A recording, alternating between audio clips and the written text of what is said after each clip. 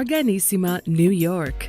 Your exotic skin, hair, and beauty source, and your one-stop shop for all your natural and organic skin and hair care, featuring authentic organic Moroccan oil and prickly pear seed oil and much more. Bringing you only the best, straight from the source and proudly produced in the USA. So what are you waiting for? Shop today at www.arganissima.com. Arganissima, New York. Your beauty is our...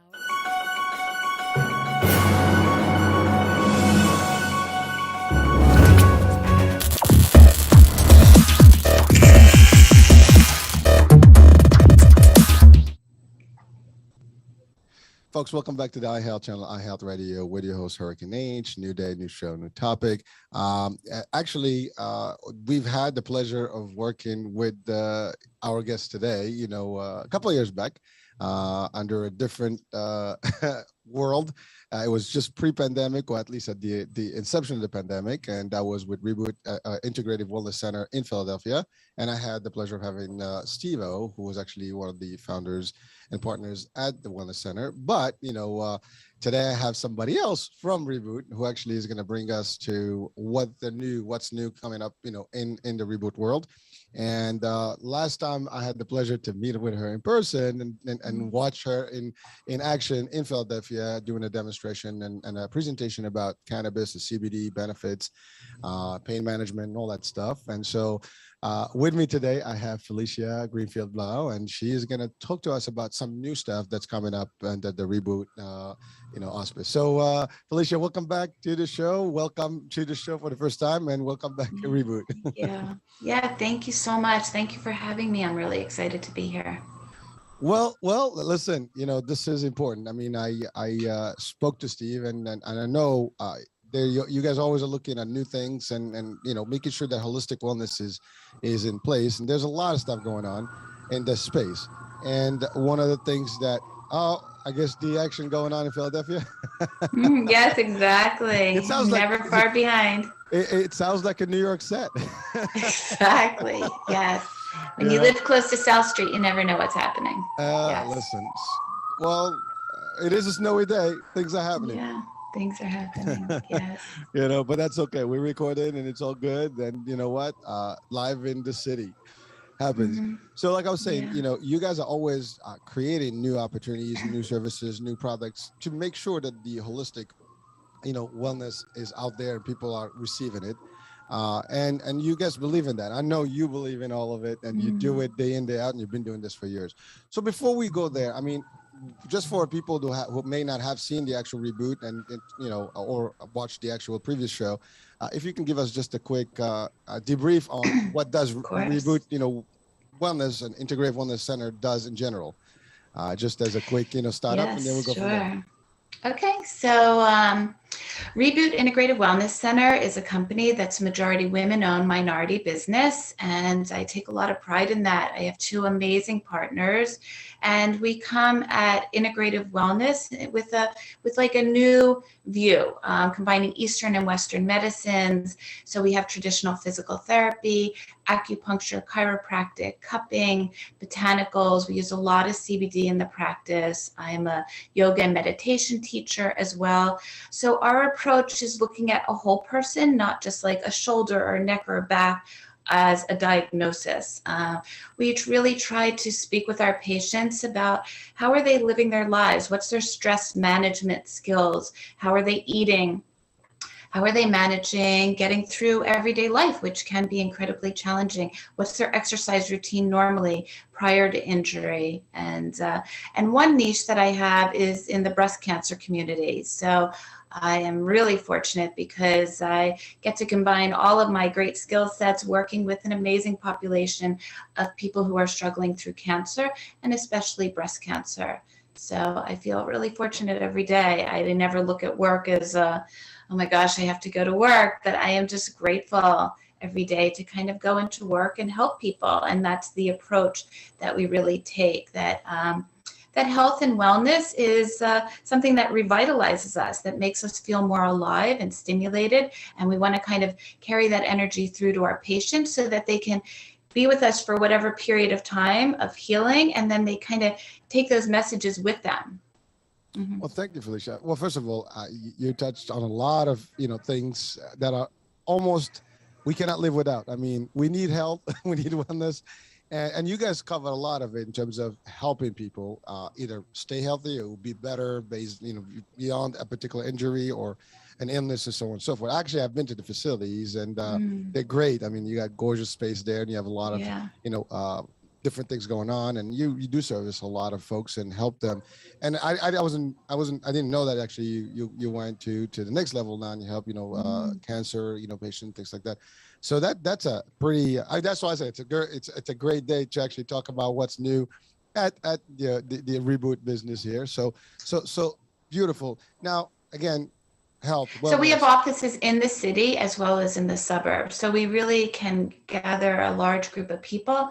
And, our staff is really diverse, which I just want to point out, it's amazing. It's a great value system that I think Steve, Mung, and I are my three of us as partners all believe in.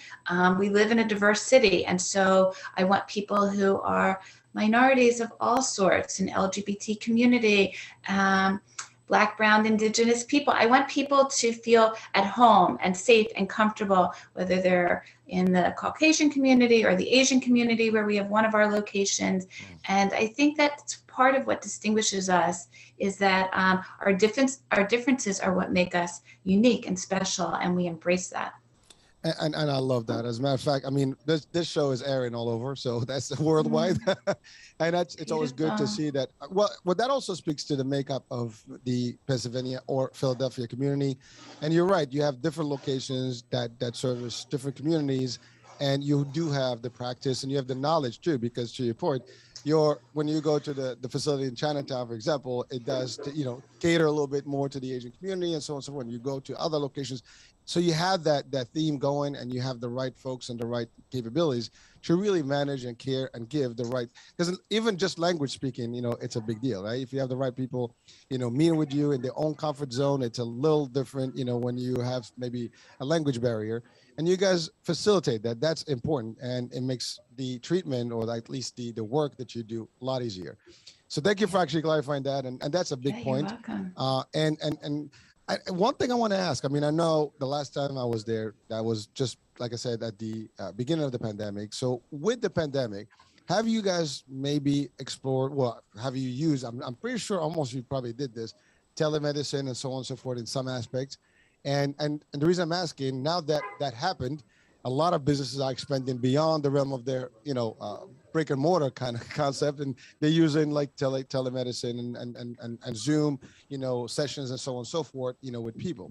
Are you adding that too? Have you added that? Yes. So we've been an essential business since about 2 weeks into the pandemic.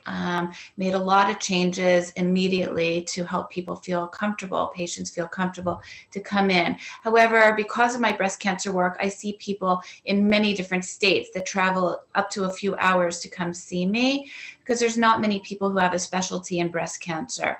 So it was really important for us to help maintain connection with them, and we did that through Zoom, starting a whole teledoc approach, where I would lead people in exercise and how are you feeling. And I think the most important key for that was people didn't feel so alone and isolated with their diagnosis when they were going through it. So I think having a touch up once a week or twice a week of connecting via Zoom made a big impact. And most of our work is definitely better suited for hands-on and in-person. So we were really fortunate to be able to stay open and provide a safe environment. And we are grateful that no one has gotten sick because of coming into our facility. We've all remained healthy and well through this entire duration of the pandemic. And 2 years is, it's crazy that it's been 2 years, but here we are. So it is, as a matter of fact, if I'm not mistaken, when we did the first interview, it was around the same time. it was literally a week off or something. I mean, it was like just early amazing. On. Yeah. So, wow, it's it's maybe about a month shy from when we did it. So, So it's really, nice knowing that we had that option, and now that when people started feeling comfortable, kind of like the Wizard of Oz, when all the munchkins started opening their doors and windows and coming back out into life, we've been really doing a great job of helping people in person. And yeah, I'm glad for that.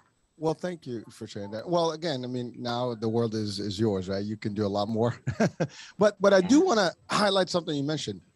Your concept also of combining Eastern medicine and Western medicine, all in one, under one umbrella. That is a big deal. I mean, because there are different, cultures that do, and holistic usually, does actually kind of prefer the non, standardized westernized medicine as an option, and it was added value. So that's a little different. That's why you use the CBDs and you use all these oils and different treatments. Acupuncture is a big deal for, that's a different approach to meet, and at least mitigate some of the problems or health conditions, I would say.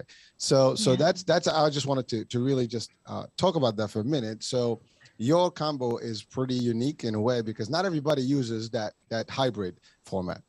No, I've been a physical therapist for about 31 years. And up until I met Steve-O, a very fortuitous meeting for me, because it ended up leading to a partnership. And I didn't even want to be a business owner until I met him. And I was like, I want to be a business owner with you. And we have ambient lighting and frequency music, and our whole environment is just a warm, feel good. I can take a breath when I'm here. And that is just amazing. It's mind-blowing for me, and to be able to work in that kind of environment, I'm so privileged. So to be able to offer that, because that's not the traditional physical therapy setting, or even a traditional chiropractic setting. So I love our model, and I think it really serves our community well now, because people are looking a little bit out of the box. Like traditional medicine takes them so far, and then they're still struggling. So when traditional health insurances are starting to now cover acupuncture and these other modalities, I think that's fantastic. And patients are the ones who are ultimately benefiting the most. Well, that's important, and ultimately the patient is the ultimate winner in this, because they benefit and get better, and that's really the objective of any health facility and wellness facility. Now let's talk about the discussion topic today, the core. There is something new cooking. so let's talk about the what is new. What is the new big thing that's going on that you guys are innovating with and bringing to the table?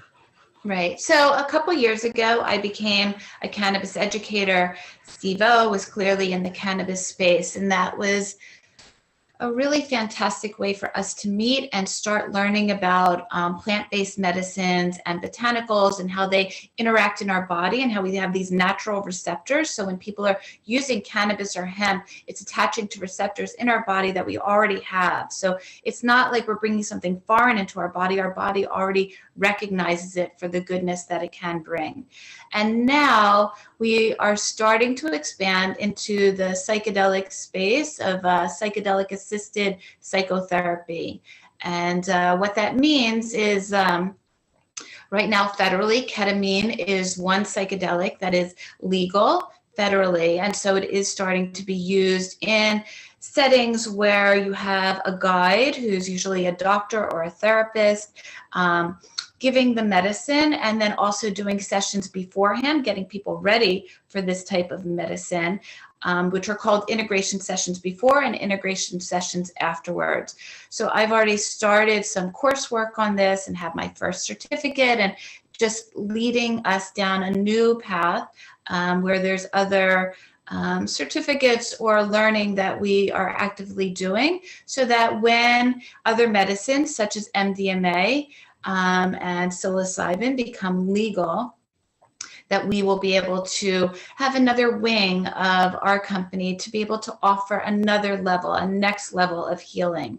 And what I mean by this next level of healing is that since the 1980s, there hasn't really been any change in the psychiatric field. So they have the SSRIs that were developed in the 80s, and since then they don't have any new tools in the toolbox, and people are very much struggling with anxiety, depression, PTSD, a lot of trauma.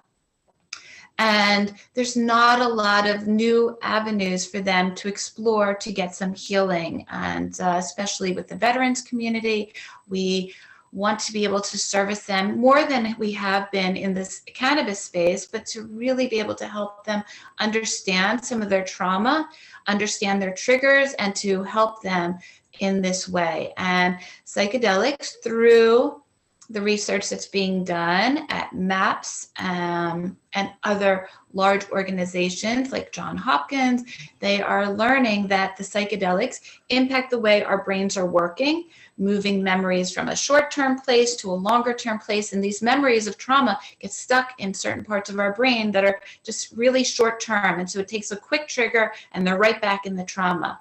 So with the use of psychedelics, they are able to move those memories to a longer term place so they're not so easily accessible right on the surface. And we are thrilled and excited to be a part of this emerging field. Yeah.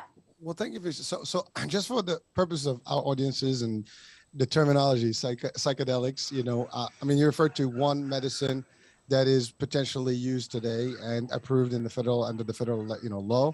If we can just backtrack and break that down to explain what. Yes, I offered a lot already. Yes. Yeah. Well, yes. So the word here is this is medicine that helps pretty much with psychiatry and psychological problems, and kind of helps them, pretty much face anxiety, depression, as you said, PTSD, and all those things. So it's something to treat, the trauma, basically, or psychiatry, issues. Is that what I'm getting right? Exactly, because what's happening when you're on the medicine, when you're on ketamine or these other medicines, when you're on these medicines, you go into a deep relaxed state, very internal. You have a guide. You're in a very safe set and setting. So you have a clear intention of what work you're trying to work on. I'd like to work on this childhood fear. I'd like to work on this trauma that happened when I was in the service. The intention needs to be very clear, and the setting needs to be warm and safe. So you're not out at like a concert or a rave taking these medicines and being exposed to a lot of people and a lot of noises. You want the environment to feel as holistic and calm as possible so that you can feel safe to go inside. And when you're influenced by these medicines, when you're taking them, you are able to get into a state of calm. You're able to look at these issues that they come up, but some of these medicines are really like a heart opener. You're feeling warm, you're feeling love. And when you're in this state of feeling warmth and love, you are able to look at the trauma with a little bit more of an objective view, not as if you're in the trauma, but as if you're watching the trauma. And from there, you can kind of see how things unfolded, and you're able to walk away with a little bit of a sense of, it wasn't our fault. This happened. Maybe I don't have to carry the weight of the guilt or the shame or the pain in the same way. And the beautiful thing that they're finding through the research is that the benefit of the medicines isn't just while you're on the medicine or having the dose of the medicine. If you have proper integration, understanding afterwards, working with a good therapist or counselor afterwards to say, this is what came up during the journey, let's uncover it even more, let's hash it out even more, that people have benefits 6 months to a year or after having the experience on the journey, and the healing just keeps happening. And that's where the magic is. Thank you. So Felicia, the idea is then with you guys, so people can actually get the treatment while in the facility with the environment that is almost setting them up to get better. Is that the picture that I'm getting? Exactly. So what a setting would look like might be like a comfortable sofa or a futon on the floor, comfy pillows, blankets. When you go into ceremony, and this is a ceremony, this isn't just like popping a pill and then you're on your own. In a ceremony setting, there may be candles, there may be music is such an important part. Having music that really resonates with the body and calms the body so that when emotions come up, you do not have to be so scared of them. And you have this guide there, kind of, you discuss beforehand whether handhold is okay, or I'll touch your foot. All of these agreements are made before the journey starts, so that so somebody can feel safe, that they will be protected and watched over when their mind starts feeling the effects of the medicine, that they can then explore what's coming up for them in a safe place. People often have an eye mask on, the shades may be drawn. So it's really just imagining as cozy and safe of a nook as you can find. And that's generally what a lot of these facilities who are offering ketamine right now are providing. Yes. So now are you able to do that now, or is that something that? No, not right now. Not right now. Our vision is for the future, when more of these medicines, such as MDMA and psilocybin, which are magic mushrooms, become legal. And so we are in the process of learning. We're in the process of exploring. I personally have experienced my own traveling to different countries to have these journeys myself, because I feel the more I do my own work of understanding things that are traumatic to me in my life experience, the more I understand that I have greater capacity for compassion and understanding when other people might be coming to me saying, I'm really struggling with X, Y, or Z, and then I can hold space for them. So I think with any healing, the deeper healing comes when the provider has done their own work. And so Steve and Mung and I are all about learning and growing first, and setting things up properly and legally, so that when it is legal, we will be ready to go with it.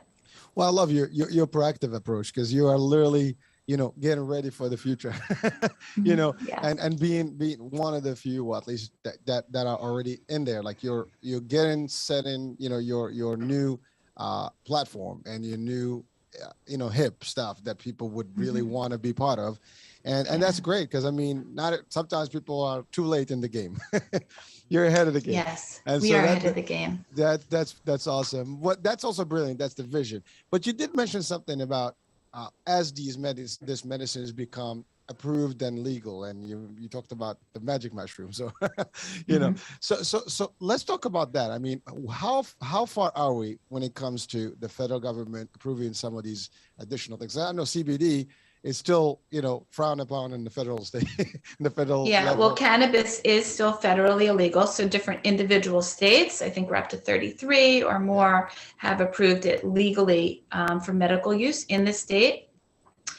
And then also, many states now have provided for adult use, which is considered recreational use. So I think that was a first arm of expanding the history of these medicines being taken away from medical use, because just like cannabis was used for medicinal purposes back in the early 1900s, and then for various reasons, including racism and a lack of understanding of what they were really trying to do, you had history provided us with a lot of lockdowns, and a lot of people, unfortunately, were unfairly targeted, especially in the Black and Brown community. From the 70s on, when the war on drugs started, you had the Vietnam War. So a lot of choices were made federally on down, impacting a lot of people in a negative way.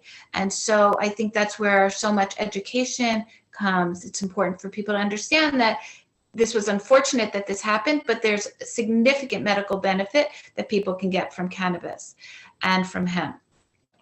And then aligning that further is that in the 1950s, psychedelics were being researched and studied.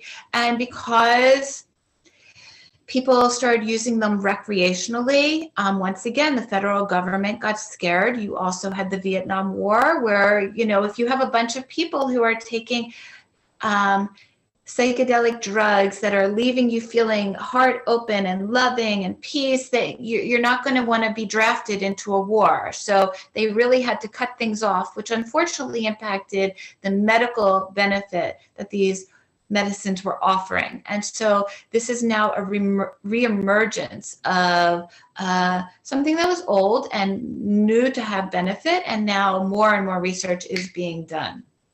Well, it is. So when these medicines are going to become legal, I think the next one to become legal should be in about December 2023 of MDMA. The MAPS protocol is in phase 3 trials with this medicine, and things are on target and appear to be moving forward to help people. And they don't just help people with PTSD, they are also really incredibly helpful for people who are having end-of-life struggles, for people with terminal illnesses that are scared. They're scared of that next step.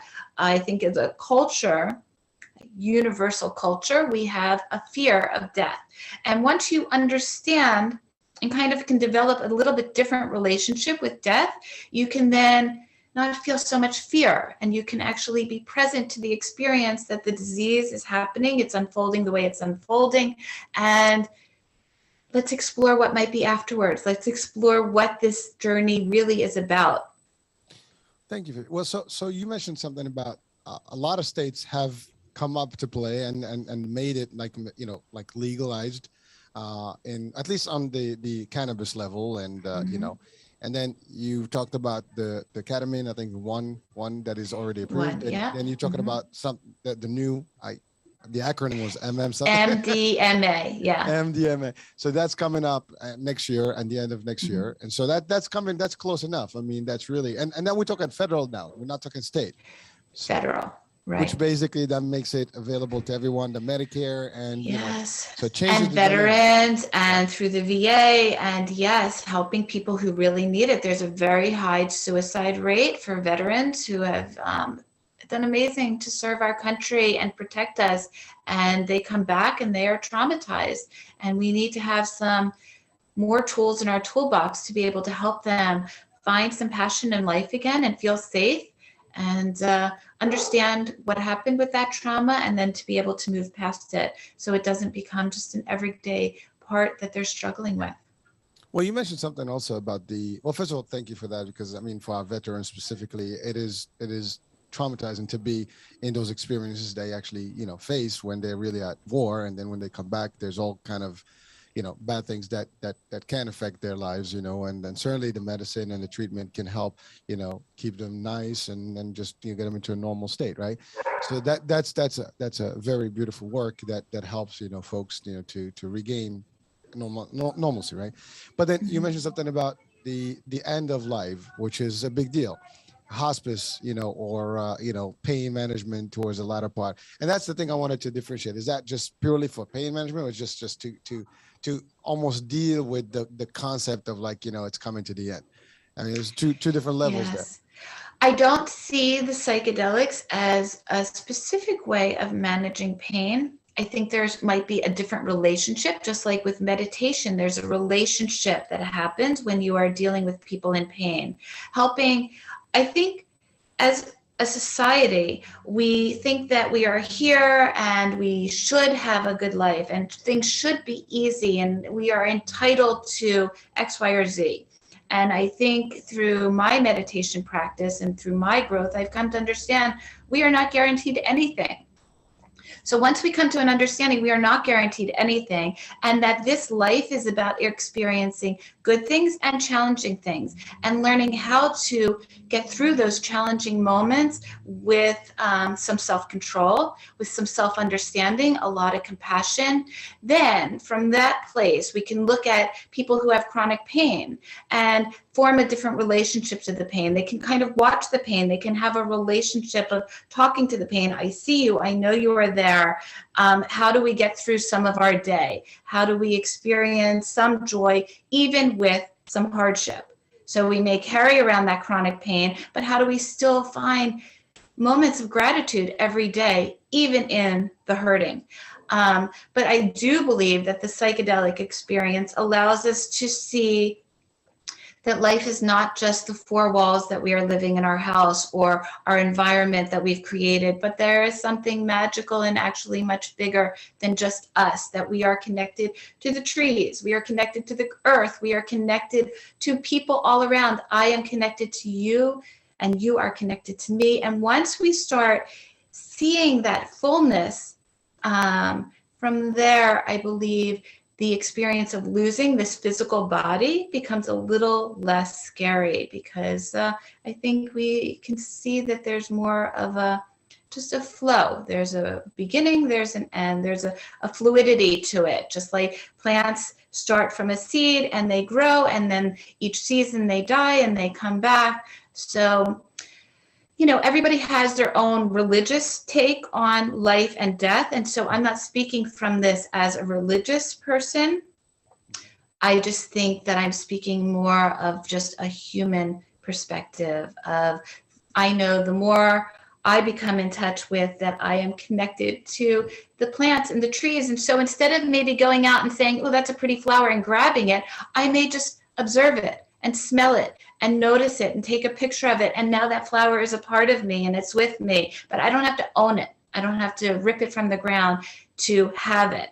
And so it's about less of me owning and having and more of just, I am connected.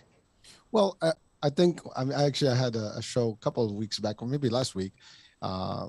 Too many shows, different topics, but the discussion was about, like, we're all connected in this world, and we're all part of the same fabric and made of the same, elements and energy. And so you're right. I mean, we're all connected. And you mentioned something about religion, and you're right. Every religion may have their own angle on the death, but I think humans in general, regardless of religion, they all have fear of death because we don't understand it, right? And having some sort of a place where you can almost kind of zone out a little bit and just feel right about it, to a degree. I mean, there's nothing to feel right about because people still want to hang on to life as long as they can, and we all have that same feeling. But you're right, there's no guarantees. They can happen quick. But when someone is suffering and they were told, and that's the other thing, people these days are being told, well, you have a few months to live. And, that's while it's science and it's modern medicine, there's a debate about that itself, because in some cultures, no one will tell you. There is almost a taboo. They can't tell, like, well, you got 3 months to die or to live, right? It doesn't work that way because it's kind of like, you can't tell people. I mean, if that was meant to be, we would know when our expiration date would be, right? That you're born this day and you're going to live 30 days, or, you're going to live like 100 years.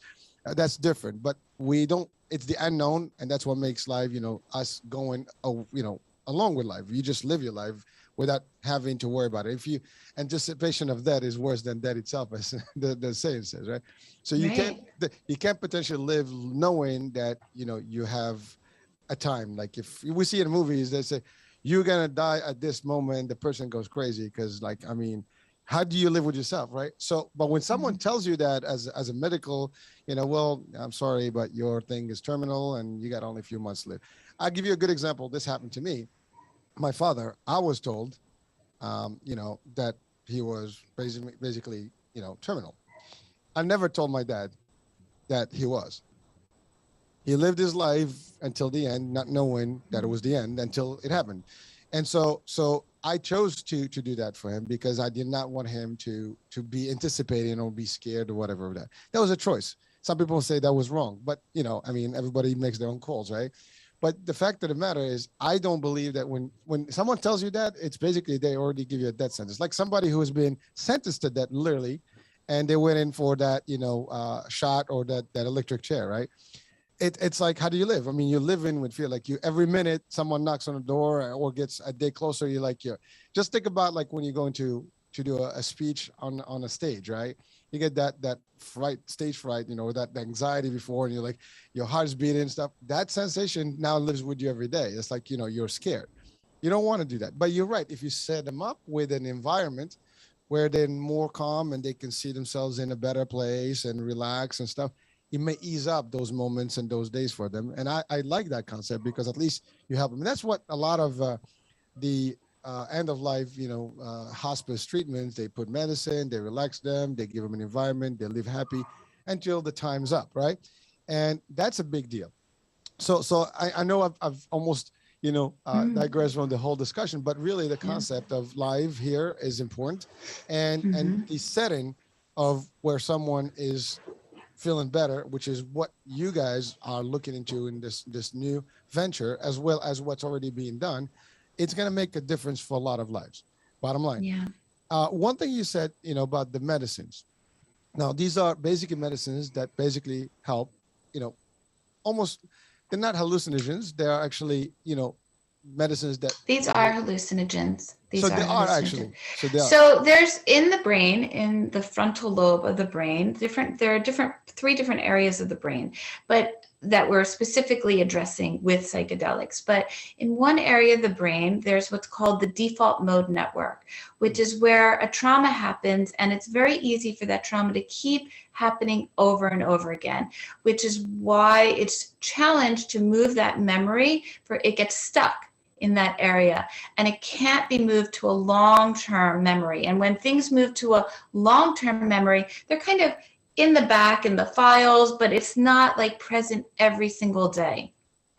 The medicines help to bring fresh blood flow to the area of the body that opens the long-term memory, to the brain that opens the long-term memory part, and kind of lessens the blood flow into the area where the default mode network is. So you're getting less blood flow to that area. So you're actually forming new neural pathways and new connections on these medicines. So the way you thought about a trauma before versus when you're on the journey with a guide, helping you to understand what's coming up, and you're starting to just speak about it when you're on the medicine, you're talking, the guide is writing things down that you're saying. And this is all information that then you will be working on in integration afterwards. But the neural pathways that are growing and forming while on the medicine last after the medicine dose is done. And then as you form these new connections, you are then able to move those memories to a place that is not front and center, kind of causing that same reaction every time you're near a similar trauma. Or it could even be that if you had an explosion happen in your trauma state and you just hear a car backfire or a gunshot or something, it doesn't even have to be the same trauma, and your body is immediately in fight or flight mode. So it's learning how to move the body from the fight or flight mode of like, there's a tiger that's running after me and I've got to run and get away, to more like, I see the tiger, I can see it, it's not really chasing me, this is not a real threat, let me form a different relationship to it. That's what the medicines are really trying to help. But I just want to circle back in 1 second to what you brought up, because I have an interesting story regarding my mom and her end of life, which was a little bit different from yours, where we knew my mom had about 1.5 years to live. And during that time, we threw her a surprise party, and it was really incredibly beautiful, because we knew, like, okay, we have like 1 year or so to do this stuff. Her birthday came up and we threw the surprise party, and she said to me, she turned 79, and she's like, in my whole life, no one ever thought to throw me a surprise party. I didn't know that. So it was amazing. And then as life would happen, she had a surgery that was necessary.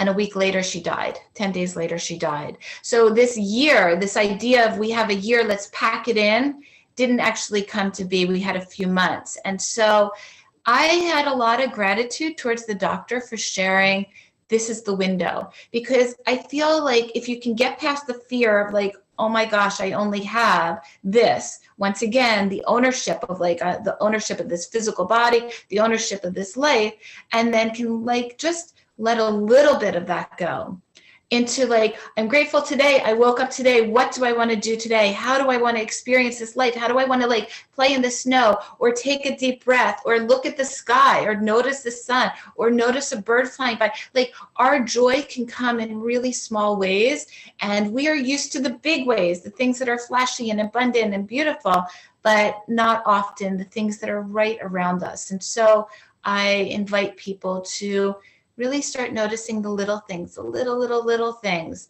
Our kids snuggling up against us, instead of feeling like, oh my God, I just want to go to sleep. But like, wait, they're snuggling. Let me take this moment to enjoy this, versus feeling annoyed of what we're not having. Well, no, first of all, I appreciate it. Yeah, this is actually, I love this discussion, because first of all, I want to be clear. When I said I didn't speak, I didn't tell my dad about his end of life. It's more about, for the exact reasons that I want him to live, and I wanted to enjoy that moment with him and maximize it. But you're right, there's no guarantee. People tell you like you have 1 year, and I've seen people that lived, longer than that time frame that the doctors gave. So, and then you're right, there are cases where people were expecting to die of a particular disease, and they wound up dying for, instantly for something totally different.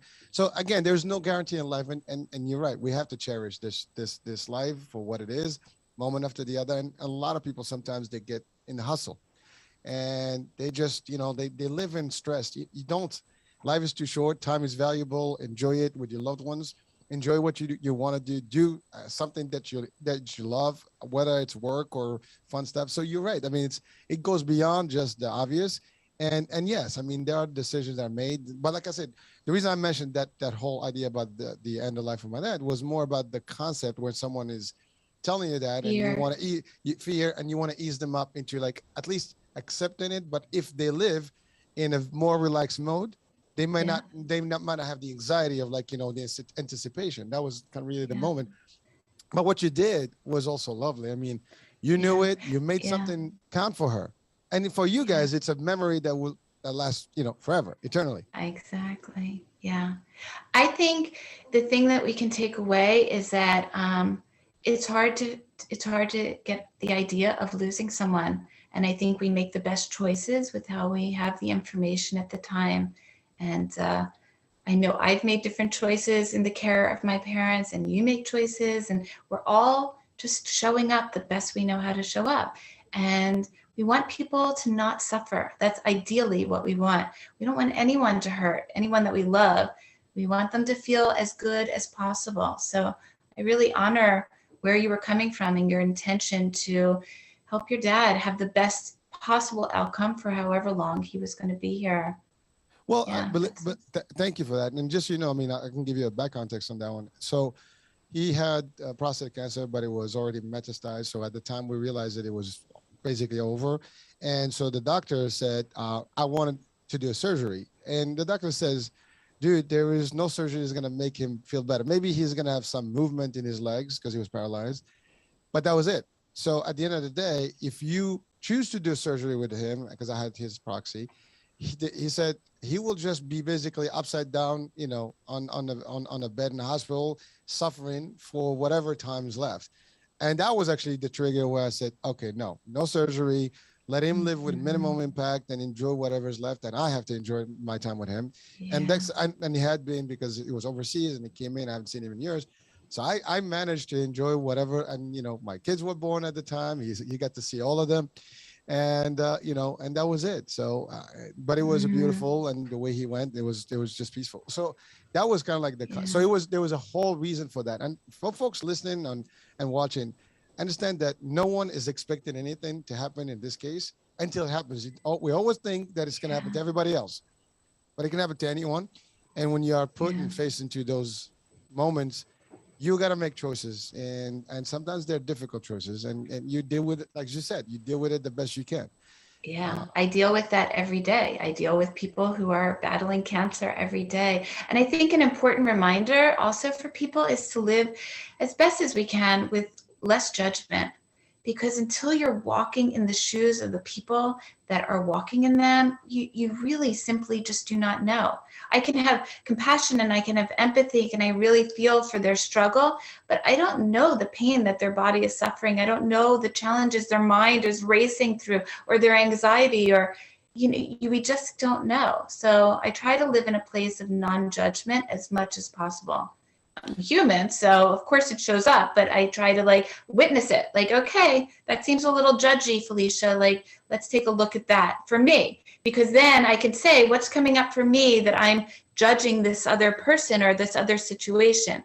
It's really not about the other person. All of this is just information for us to get to know ourselves better. Well, thank you. And by the way, you're right. We shouldn't be judging anyone. Unfortunately, people make that mistake to judge everybody based on whatever the lens that they see through, or their upbringing or whatever their conditions. But we shouldn't be judging anyone because we are subject to judgment too.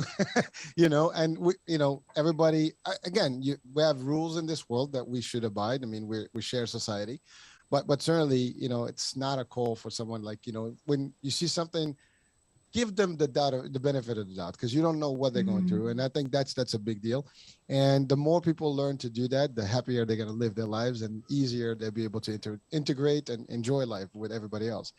So I wanted to go back to the the medicine and the treatment that you are seeking right now, and that a lot of people are going to be doing. Do you think there's going to be a high demand for it? I mean, or there's going to be some reluctance in terms of like, it's like, I'm going to go into this fake mode and just going to, almost living outside of the zone and get off the reality. Would you see that there is a benefit, or there would be a demand for like, oh, I want more of that? Or you'll see like more like, no, this is not going to be, it's going to be maybe for the few. What do you think? Right. So I think that's an amazing question. And I think that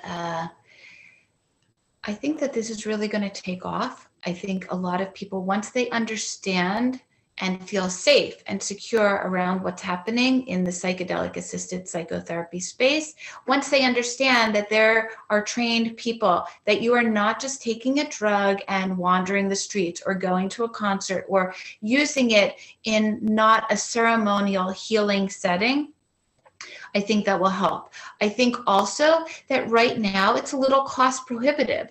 One, you may not have the knowledge. There may be people in whole communities that do not even know that this is out there. I think there are a lot of communities that are also seriously impacted from generational trauma. And there's a lot of ancestral and generational trauma that can be healed through these plant-based medicines.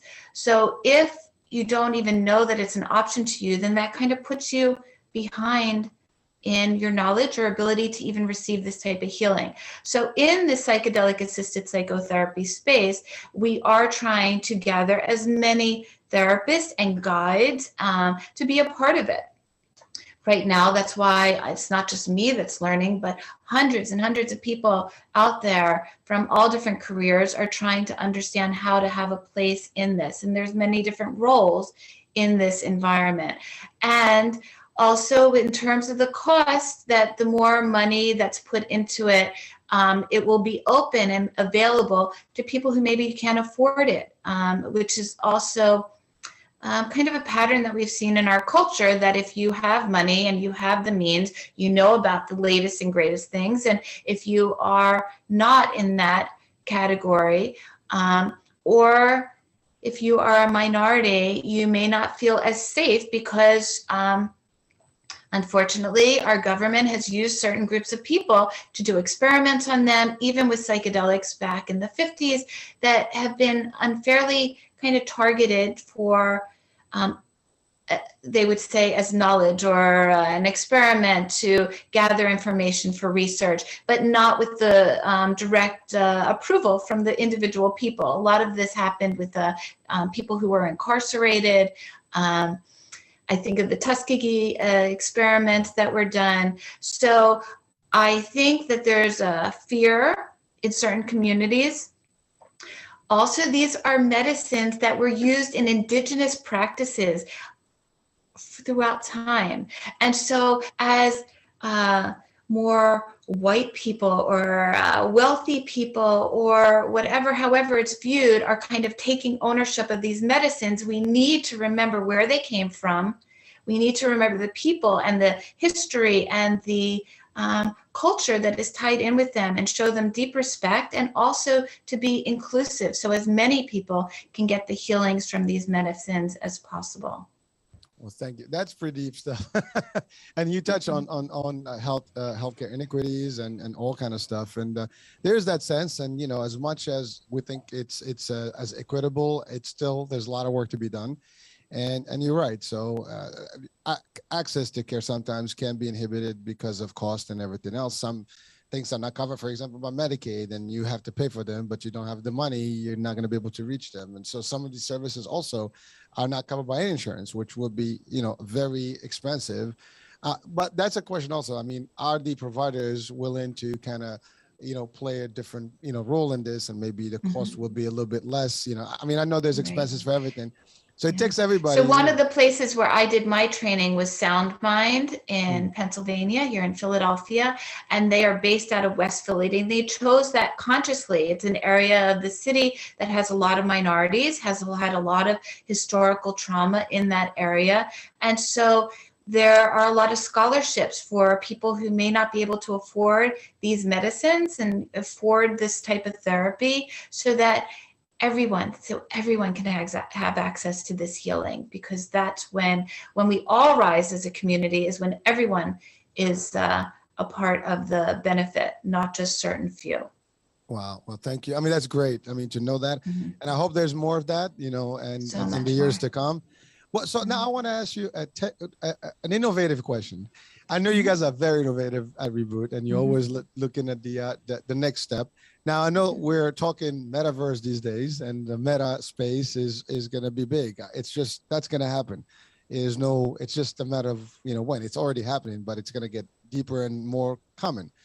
I think there's room for it in your world. I mean, imagine that same, environment that you're, imagining right now in a space, an office, but imagine now someone with a visor and they're into this context that this new universe that you create for them visually and with sounds and music and aroma in the space. I mean, would you be looking at that technology to add to your arsenal or ammo?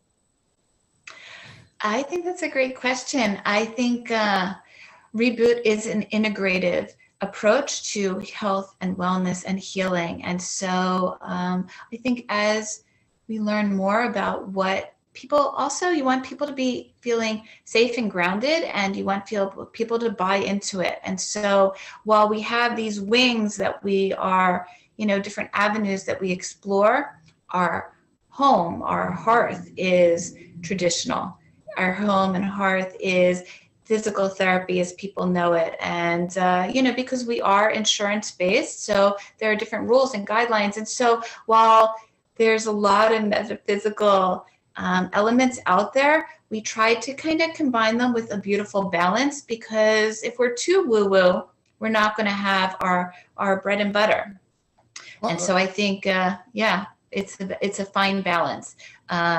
It's a fine balance also, and I think a lot comes with education. And the more we know what we're talking about, the more we can share that, and it feels less scary and a little less kind of otherworldly. And so we really plan ourselves in our daily healing, and then expand what else we're doing, and slowly start implementing it in a safe way. I have no doubt you guys are going to make the right decision there. And the reason this is this is now becoming the new thing, and a lot of industries are adopting it. And so I can see it. I mean, I can just imagine myself now with you, but instead of me, I'd be on that same futon on couch or whatever, but I'll have my visor.